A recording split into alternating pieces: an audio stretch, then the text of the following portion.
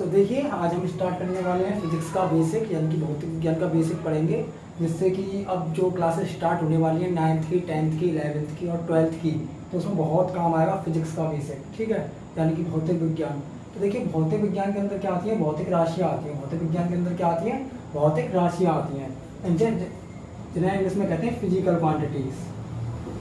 Physical quantities बोलते हैं भौतिक राशियाँ। यानी कि फिजिकली देखो हमें क्या क्या लगता है, जैसे कि अब हम किसी रूम में खड़े हैं तो हमें उस कमरे की क्या दिखेगी। नॉर्मल सी बात है, किसी भी रूम में अगर हमें एंटर करते हैं तो सबसे पहले हम उसकी लेंथ देखते हैं, ब्रेथ देखेंगे, हाइट देखेंगे। तो जैसे कि हम ये चीज़ें तो हमने जनरली पढ़ी रखी हैं कि लंबाई भी, चौड़ाई, ऊंचाई, ठीक है, किसी भी चीज़ का एरिया कितना होगा, क्षेत्रफल कितना होगा, या फिर आयतन कितना होगा, है ना। और 9th क्लास में हमने कुछ भौतिक राशियाँ ऐसी भी पढ़ी हैं, जैसे कि चाल की डेफिनेशन क्या है, वेग की डेफिनेशन क्या है, दाब की डेफिनेशन क्या है ना, शक्ति की क्या है। और जैसे कि हम 10th क्लास में आते हैं तब हम पढ़ते हैं उसमें कि विभव की डेफिनेशन क्या है ना, धारा की डेफिनेशन क्या है, इलेक्ट्रिक करंट यानी कि विद्युत धारा की डेफिनेशन क्या है। जैसे ही हम 11th में आते हैं, 11th में भी बहुत सारी डेफिनेशन पढ़ने को मिलती है, 12th में भी बहुत सारी डेफिनेशन पढ़ने को हमें मिलती हैं। तो कहने का मतलब ये जिन जिन चीज़ों की डेफिनेशंस है लगभग सभी भौतिक राशियाँ हैं, और हर एक भौतिक राशि को किसी ना किसी चीज़ से रिप्रेजेंट करेंगे, प्रदर्शित करेंगे। जैसे कि फॉर एग्जांपल लंबाई को इंग्लिश में कहते हैं लेंथ, और हम लंबाई को लिख देते हैं एल से सिंपली। ठीक है, चौड़ाई को ब्रेथ बोलते हैं तो हम इसे बी से लिख देते हैं, ऊंचाई को हाइट बोलते हैं तो हम किससे लिख देते हैं, एस से डिनोट कर देते हैं। यानी कि इंग्लिश के पहले वर्ड से ज़्यादातर भौतिक राशियाँ जो है हम प्रदर्शित कर देते हैं। फॉर एग्जाम्पल जैसे कि किसी कमरे की लंबाई 5 मीटर है तो हमें ये लिखने की जरूरत नहीं है कमरे की लंबाई बराबर 5 मीटर, हम लिख सकते हैं L = 5 मीटर। तो इससे पता चल जाएगा कि L = 5 मीटर। यदि मैं ऐसे लिखूं कि कमरे की लंबाई बराबर 5 मीटर, तो इसमें क्या डिफरेंस है। देखिए इसमें एक तो ज़्यादा टाइम लग रहा है लिखने में, इसमें बहुत शॉर्ट टाइम लग रहा है। ठीक है, इसमें मेहनत भी ज़्यादा लग रही है, इसमें थोड़ी मेहनत टाइम के रेस्पेक्ट में कम लग रही है। तो कहने का मतलब ये है फिजिक्स यानी कि हम शॉर्टेस्ट टर्म में पढ़ने की कोशिश करते हैं। ठीक है, तो लेंथ किसी कमरे की लंबाई 5 मीटर है, किसी मेज की लंबाई 5 मीटर है तो L = 5 मीटर। किसी कमरे की चौड़ाई 4 मीटर है तो चौड़ाई यानी कि breath B = 4 metre.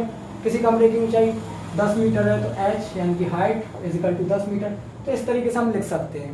For example जैसे कि किसी क्लास में बॉयज़ आए 10 तो हमने लिख दिया बॉयज़ = 10, गर्ल्स आई हैं 8 आई हैं तो हम लिख देंगे गर्ल्स = 8। कहेंगे टोटल स्टूडेंट कितने आए तो फिर यहाँ लिख देंगे टोटल स्टूडेंट 18। अब देखिए इसी चीज़ के फॉर्मेट को फिजिक्स में लिखें तो बॉयज़ कितने आए 10, गर्ल्स कितनी आई हैं 8, टोटल स्टूडेंट कितने आए 18। तो बहुत सिंपल है ना, मतलब कहने का मतलब ये देखो मेहनत भी कम जा रही है, इंक भी कम जा रही है और टाइम भी कम लग रहा है और समझ में भी अच्छे से आ रहा है ना। तो ऐसे ही फिजिकल क्वांटिटीज में हम भी किसी ना किसी चीज़ से प्रदर्शित करते हैं जिससे कि समय हमारा थोड़ा सा कम लगे। जैसे क्षेत्रफल को कहते हैं एरिया, इसे ए से रिप्रेजेंट कर देते हैं। आयतन को बोलते हैं वॉल्यूम, इसे बी से रिप्रेजेंट कर देते हैं। चाल को बोलते हैं स्पीड, इसे एस से रिप्रेजेंट कर दो। वेग को इंग्लिश में कहते हैं वेलोसिटी, इसे बी से रिप्रेजेंट कर दो। दाब को बोलते हैं इंग्लिश में प्रेशर, इसे पी से कर दीजिए। शक्ति को बोलते हैं पावर, इसे पी से कर दीजिए। ठीक है, ऐसे पोटेंशियल और ये करंट को देखो आई से लिखते हैं कि करंट की स्पेलिंग क्या होती है CURRENT और इलेक्ट्रिक करंट। ठीक है, ना तो इसे ई से करते हैं और ना ही सी से करते हैं, इसे आई से करते हैं। तो बहुत ही कम भौतिक राशियाँ जिन्हें किसी दूसरे वर्ड से प्रदर्शित करते हैं और वो चीज़ें बहुत जल्दी याद हो जाती हैं हमें। जिन चीज़ों को बहुत थोड़ी जो यूनिक होती है, थोड़ी डिफरेंट होती है, वो हमें बहुत आसानी से याद हो जाती हैं। फॉर एग्जाम्पल आपसे पूछा जाए कि किसी के स्कूल में कितने विद्यार्थी हैं, आप कहोगे हमारे स्कूल में 1500 स्टूडेंट्स हैं। अब अगर उस स्कूल में 2 शेर बांध दिए जाए तो आप ये जरूर बताओगे उन लोगों की कि हाँ 1500 विद्यार्थी तो हैं ही, साथ साथ में 2 शेर और हैं। मतलब जो चीज़ डिफरेंट है वो जल्दी याद हो जाती है। ऐसे ही हम ऐसा ही माइंड सेटअप करेंगे कि करंट है तो उसे सी या आई से ना लिख के कैसे लिख देंगे आई से। तो करीब 10% या 8% के समथिंग ऐसा मिलेगा कि फिजिकल क्वांटिटीज़ को किसी और चीज़ से प्रदर्शित किया जाएगा। अदरवाइज आपको मतलब इंग्लिश के पहले वर्ड से ही यूजेबल कर देना है। यानी भौतिक विज्ञान के अंदर हमारी क्या आती है, भौतिक राशियाँ आती हैं। ठीक है, भौतिक राशियाँ जिन जिन चीज़ों की डेफिनेशन होगी वो सब भौतिक राशियाँ हैं, और हर एक भौतिक राशि को किसी ना किसी चीज़ से क्या करेंगे, हम प्रदर्शित कर देंगे। ठीक है, अब जैसे ही हमें नई चीज़ देखने को मिली कि भौतिक विज्ञान के अंदर भौतिक राशियाँ आती हैं तो हमें भौतिक राशियों को क्या करना है, हमें भौतिक राशियों का मापन करना है, मेजरमेंट करना है। क्या करना है? मेजरमेंट करना है भाई, मापन करना है। अब मापन क्यों करना है? अब हमें थोड़ी नई सी चीज लगती है, जैसे कि 8 से कोई बच्चा 9th में आया तो उसे बहुत नया सा लगता है। भौतिक मतलब 3 पार्टों में साइंस टूट गया, तो भौतिक विज्ञान आ गया। भौतिक विज्ञान के अंदर क्या है? भौतिक राशियां।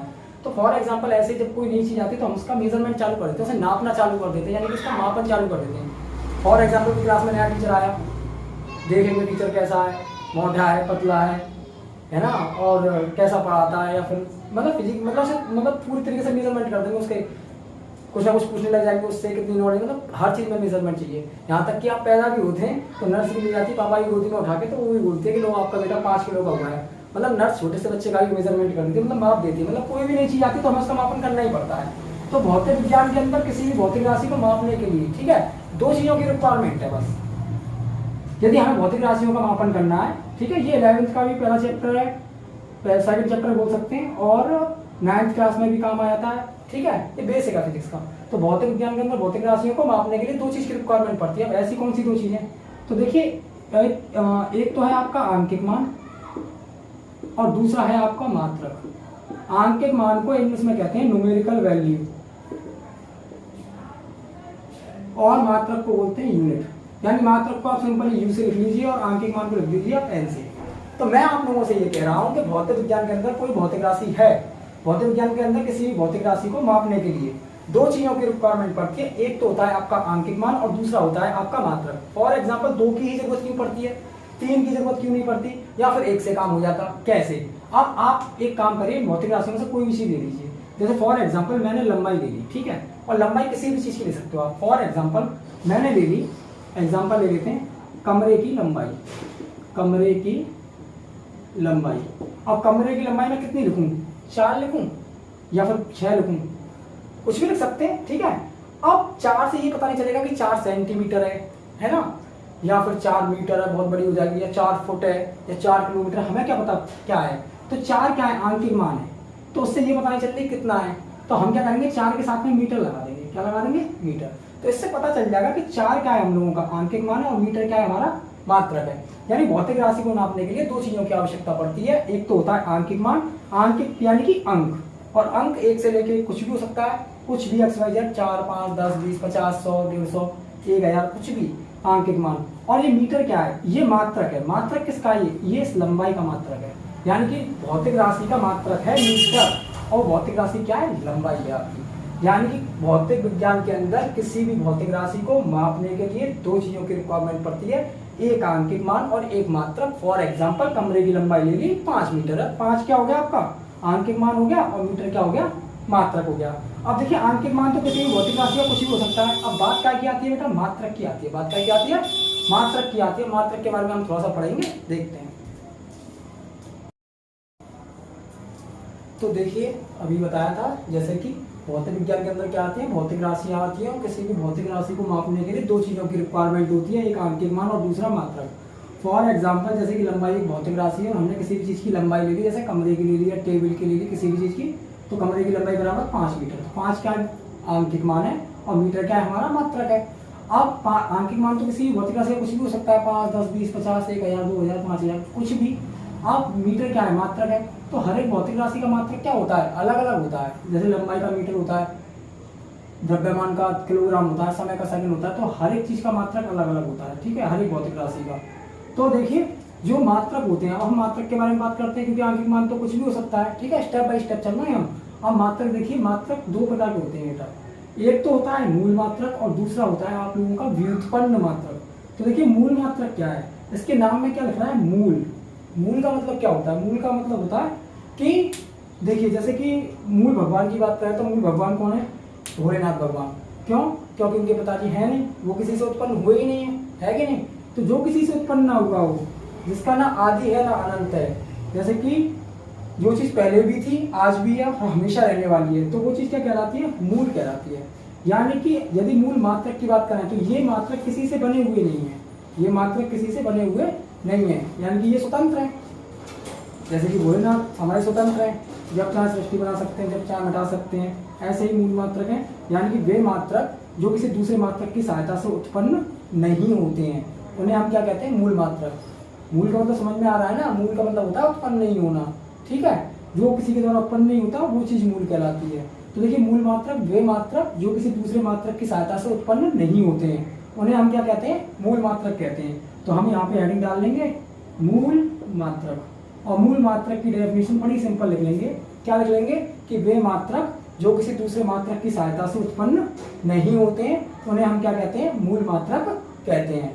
अब देखिए सेकंड मात्रक, देखिए सेकंड मात्रक है व्युत्पन्न मात्रक। तो देखिए इसे ऐसे लिख सकते हैं व्यू प्लस उत्पन्न, यानी कि व्यू प्लस उत्पन्न, यानी व्यू मतलब दूसरा, यानी कि व्युत्पन्न यानी कि दूसरे से उत्पन्न होने वाला मात्रक। ये तो उत्पन्न किसी से नहीं हो रहा है, लेकिन व्युत्पन्न में दूसरे मात्रक से उत्पन्न हो रहा है।